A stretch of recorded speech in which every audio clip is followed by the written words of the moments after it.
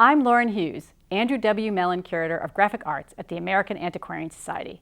Part of the curator's job is to connect audiences with AAS collections and provide context for the historical material preserved at the library. This video will introduce the primary printing processes used in the 18th century to create and disseminate visual material, including prints, maps, ephemera, and book and newspaper illustrations. In the 18th century, there were two primary methods of creating printed images: relief printing and intaglio printing. These methods required different press technology and different skills. There were advantages and disadvantages to each. These two uncut sheets for playing cards, printed in Milton, Massachusetts around 1800, were made using the relief process. While the original wood block used to create the cards is no longer extant, this 19th century relief block can help illustrate the process. An image was drawn onto a block of wood. The artist carved away unwanted areas of the block to form lines and shapes that would capture ink. Remember, all the images had to be cut into the block, also called the printing matrix, in reverse, so that the design would print in the proper orientation. Relief printing blocks could be set up on a press with type, which was advantageous for printers producing broadsides, pamphlets, or newspapers. Everything could be printed at one time, allowing for speed and distribution. Newspapers used relief cuts for their pictorial mastheads and to illustrate their advertisements. One of the disadvantages of relief printing was that the wooden blocks did not always hold up well to multiple impressions. They wore out, cracked, or broke under repeated use in the press. This can be seen on 3 issues of the masthead of the weekly New Hampshire Gazette. The paper started in the fall of 1756. 13 weeks later, the border of the masthead had been broken. 28 weeks after that, the entire top of the block was gone. This fragility was not an issue with the other method of printing, intaglio, which used incised copper plates to create images.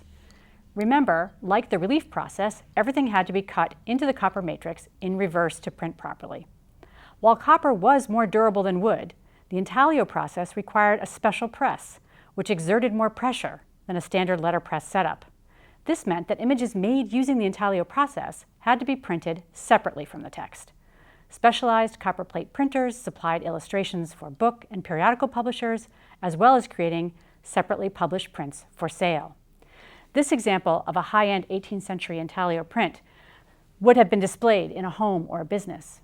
The family of intaglio processes includes things like engraving, etching, aquatint, and mezzotint, all techniques which involved cutting into the copper with sharp needles, rockers, knives, or acid, or a combination of all of these. Intaglio processes took longer to complete than relief prints, and that resulted in higher costs. Intaglio processes were not just used for fancy prints, but for all kinds of visual material, including sheet music. All of the notes here were engraved in reverse, remember, and ephemeral items such as trade cards and custom forms. Copper held up better than wood, but the intense pressure of the press meant that the plates would eventually wear out and have to be re-engraved. It is important to remember that both processes, relief and intaglio, were in use concurrently during the 18th century. Publishers would select whichever method fit their needs and budgets. Need a political print? Francis Bailey made his 1780 satire of Benedict Arnold using the relief method, while Paul Revere engraved his famous Bloody Massacre by engraving on copper. Same with cartography. Both of these maps were created in 1750. One was cut into wood and set with type, and the other was engraved on copper and distributed as a separate publication.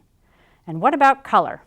Both relief printing and intaglio printing could be printed with colored inks, but it was more common for prints to be colored after printing, using watercolor. These two circa 1800 certificates from Pennsylvania, one engraved and one printed with wood blocks, were both colored after they were printed. If you have questions about these printing processes, the objects shared here, or other visual material, please check out the resources in the link here. Thank you for your interest in the American Antiquarian Society.